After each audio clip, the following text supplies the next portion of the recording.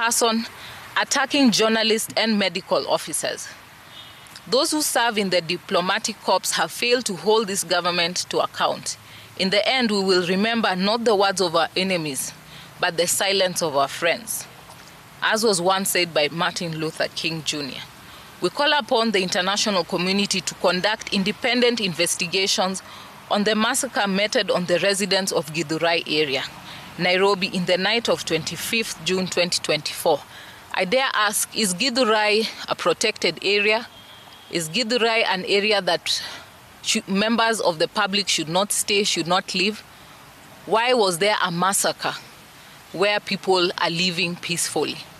We demand answers to those questions, and that's why we are demanding the international community to have independent investigations done.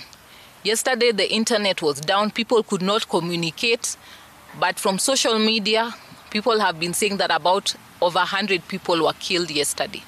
And so we cannot allow those lives to go uncounted, that the people who have caused those deaths to be held accountable. Fellow Kenyans, please note that we are on our own in this struggle. So let us unite in our resolve for justice and peace. Our great nation has prevailed over tough times before. We will also do so this time. None of us will ever forget what happened yesterday. Do not relent. We march forward together in the defense of our Constitution. We pray for the repose of the souls of those who died yesterday, as we ask God to grant healing to the sick and injured in hospital across the country. We stand together seeking justice for all who are killed, injured, including those who lost their properties and valuables. We dare ask that there were demos in Nakuru, there were demos in Nairobi, there were demos in Meru, there were demos in Mombasa, and I say quite curious, there were demos in Kericho and Eldoret.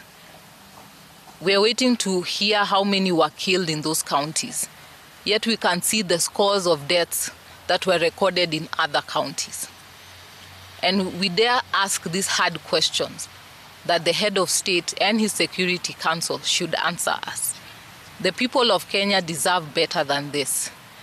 And more importantly, we are calling upon the head of this great nation, the father of this nation, His Excellency the President. Remember that Kenya is the country that you're governing. Remember that all these people are your people. If you destroy your nation, you won't have a nation to rule over. We're asking you to change your stance, develop a reconciliatory stance, bring your people together, and ensure that you can heal this nation as one. Let justice be our shield and defender.